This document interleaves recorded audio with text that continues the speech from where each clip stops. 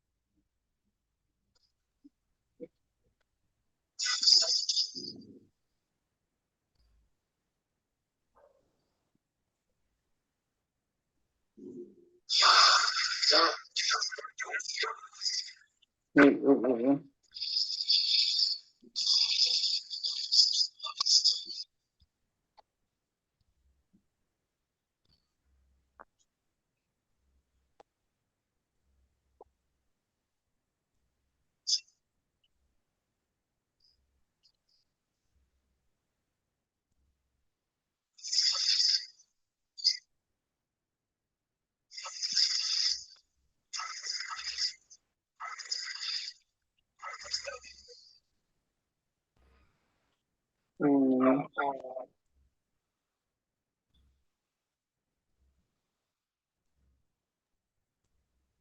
Bien, creo que continuamos ahora con... A ver.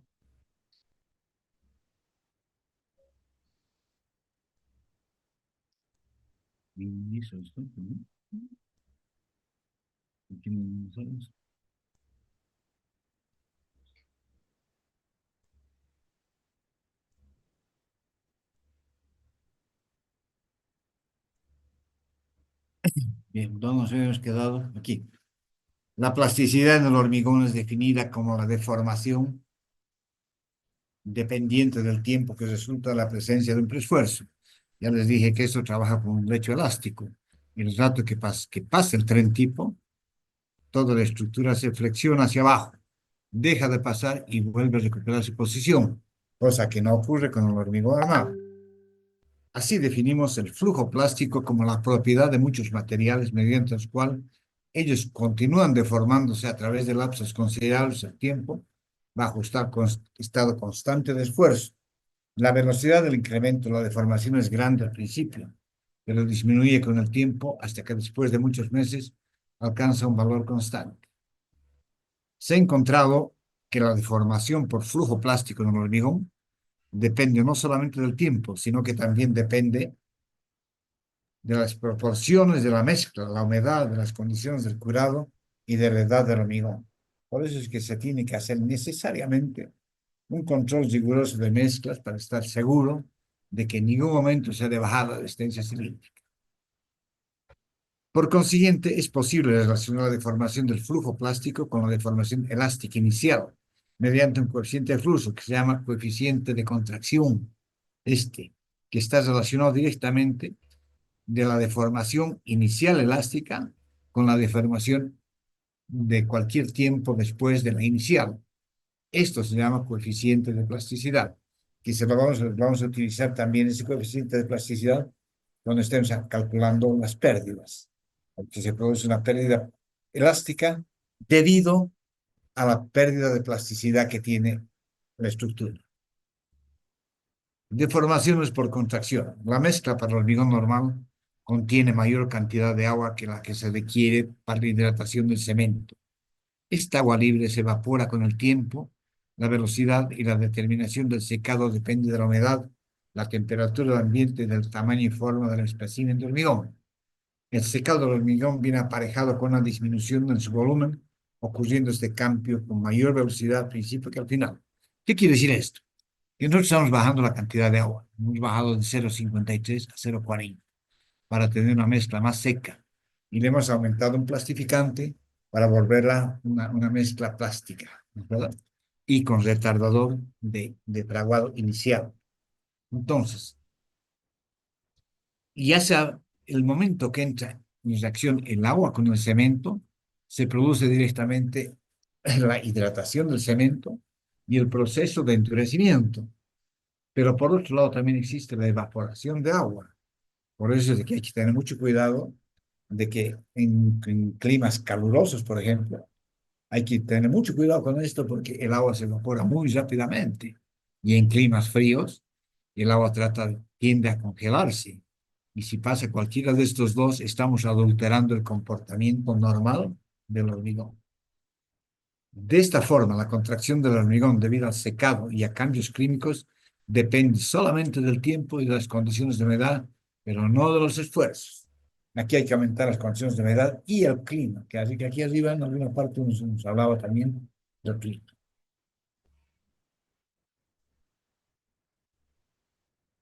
La magnitud de la deformación de contracción varía por muchos factores. Por un lado, si el hormigón es almacenado bajo el agua o bajo condiciones muy húmedas.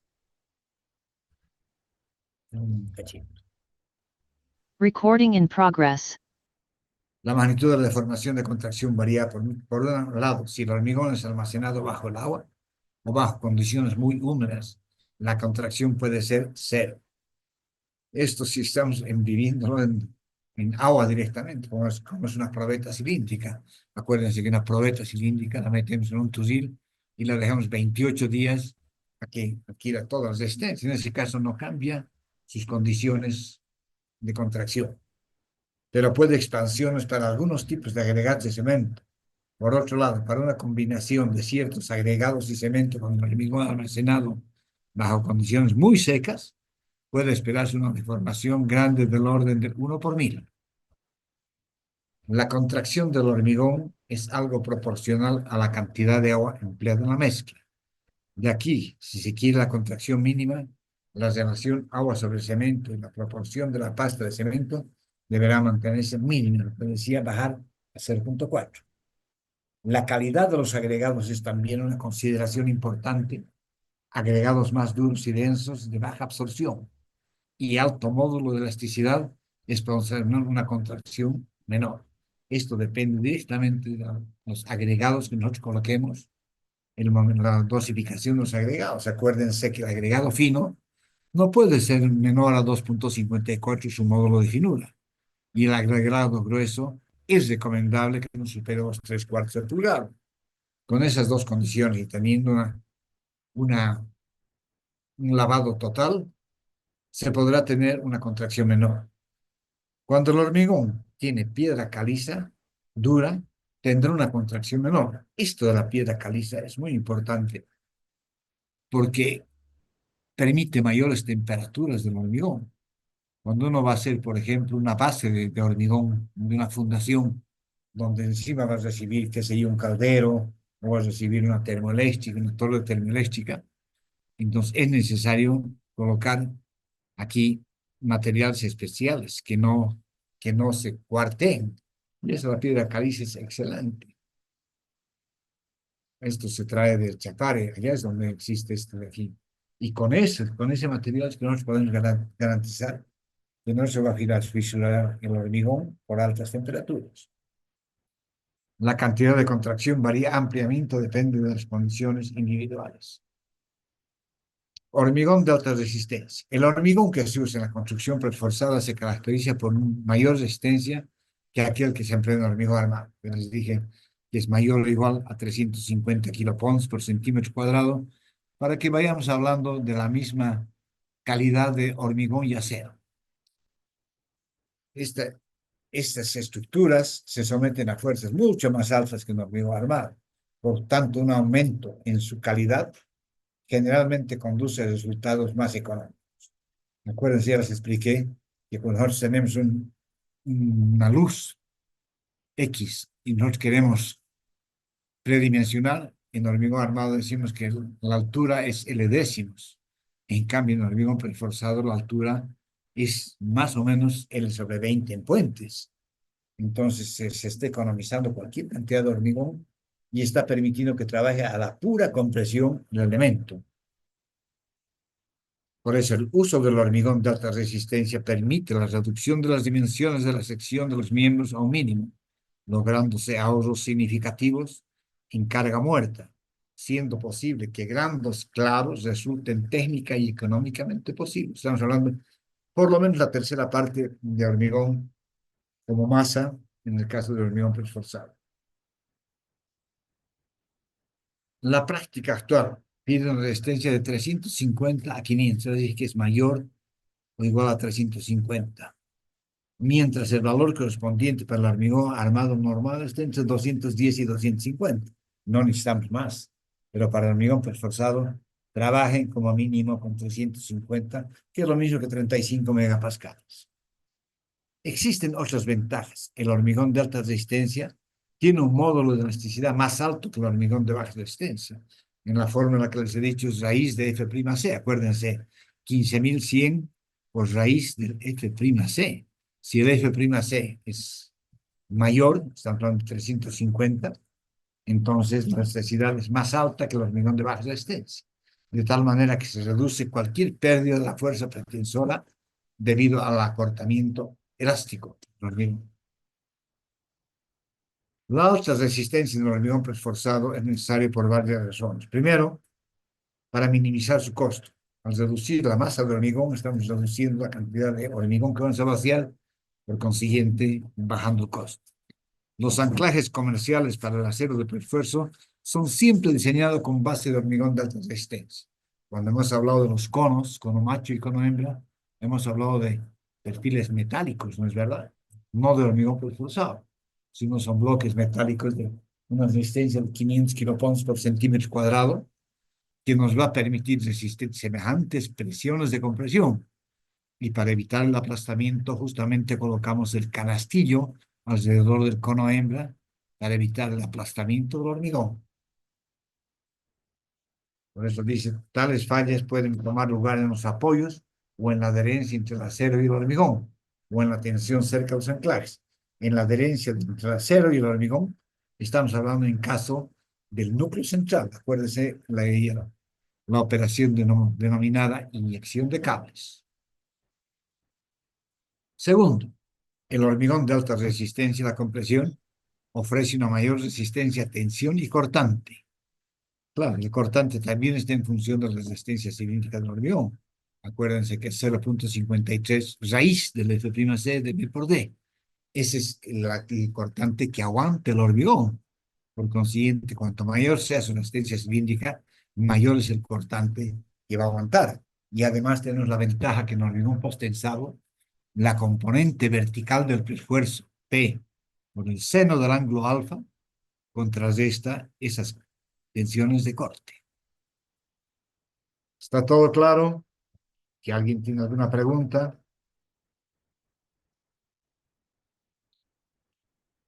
Por último, otro factor es que el hormigón de alta resistencia esté menos expuesto a las grietas por contracción que aparecen frecuentemente en el hormigón. Bueno, esto ya les había mostrado yo, qué es lo que pasa cuando tenemos un hormigón, un elemento estructural así, y lo deformamos. Lo deformamos aquí. Deformamos con el momento interno, logramos así, y logramos en la fibra inferior también así.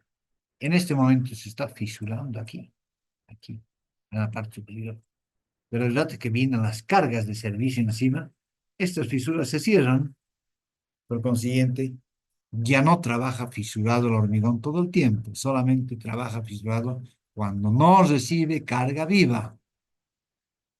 Y ese es el menor estado de carga que se tiene porque está trabajando con cargas perennes o con cargas siempre presentes en el hormigón.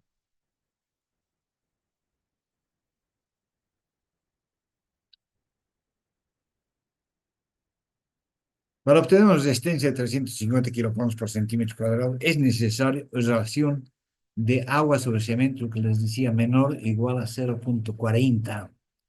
Con el objeto de facilitar el colado, se necesita un revenimiento de 5 a 10. Este es en el cono de Abrams. También les he explicado. A menos que se fuera a aplicar el vibrador por más tiempo de lo ordinario. Se puede, ya que estamos, gracias a los plastificantes, estamos retrasando el fraguado inicial. ¿Alguna pregunta? Toda esta teoría que estamos llevando, lo vamos a ir aplicando en el momento que estemos calculando las pérdidas, sobre todo. Hormigón ligero. El hormigón ligero se logra mediante el empleo de agregados ligeros en la mezcla. O también en algunos casos se utiliza plastoforo en bolitas. El hormigón ligero ha sido y es usado donde la carga muerta es un factor importante y el hormigón de peso normal es muy pesado para ser práctico. Cuando se tiene una luz muy grande, por ejemplo, una luz de más de 40 metros si queremos utilizar vigas BPD, entonces el peso de la losa es bastante considerable. Entonces, para disminuir esto es que se colocan materiales ligeros. Y uno de los materiales ligeros que se puede utilizar es el plastoforo. Lo mismo en las dovelas sucesivas o losa cajón. Pues es decir, el hormigón ligero ha sido y es usado donde la carga muerta es un factor importante y el hormigón de peso normal es muy pesado para ser práctico. Estamos hablando de 2.400 kilogramos por metro cúbico, es un peso específico. Es un material apropiado para la construcción de puentes de trave y cajón. Debido a que las propiedades físicas de los agregados normales y ligeros son diferentes, sus factores de diseño también varían. Sin embargo, los procedimientos de diseño son los mismos. Lo único que cambia es el peso específico del hormigón cuando estamos eliminándolo. El hormigón ligero ha sido particularmente útil en estructuras de varios niveles, donde se requiere peraltes mínimos y la ubicación para las columnas está limitada. En puentes muy altos, donde la carga muerta de superestructuras requiere columnas, lo que les decía, y estribos excesivamente grandes para resistir las fuerzas sísmicas. El peso reducido del hormigón minimiza la cantidad de acero debido a que bajamos la cuantía, los refuerzos de la super y superestructura al grado que el ahorro de los materiales puede contrarrestar el ligeramente más elevado costo de los agregados. Fíjense que cuando estamos hablando de esto, estamos hablando de hormigón reforzado, no estamos hablando de hormigón preesforzado. Entonces, el alivianado de la estructura se lo debe realizar en los elementos de hormigón armado, no en los hormigones de hormigón preesforzado, porque allá necesitamos toda la compresión posible para garantizar de que no se produzca tracción en la fibra inferior. Los esfuerzos por carga muerta en puentes de trave cajón en voladizo son claros de 230 metros con alrededor del 90% de los esfuerzos totales. Es así que reducir la carga muerta es un enfoque lógico para la construcción de claros grandes más económicos. ¿Alguna pregunta?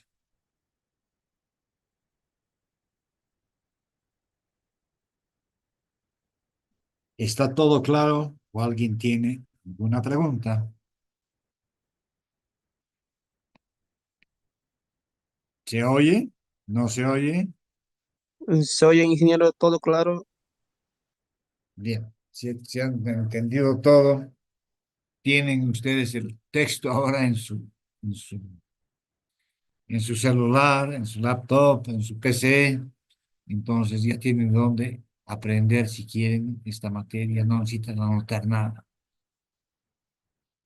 Si alguien tiene alguna pregunta, hágala. De todas maneras, si ustedes repasan y el día de mañana, o en el momento de repasar, se dan cuenta de que algo no está claro, mañana igual pueden preguntar sobre este tema. No quiere decir que el tema avanzado es tema terminado. Sigue vigente, sigue. Yo prefiero que sea así, porque no quiero decir, bueno, las lagunas que tienen hacia atrás se quedarán como lagunas. Yo no quiero que nadie tenga lagunas. que entiendan exactamente el comportamiento del hormigón reforzado. ¿Está claro?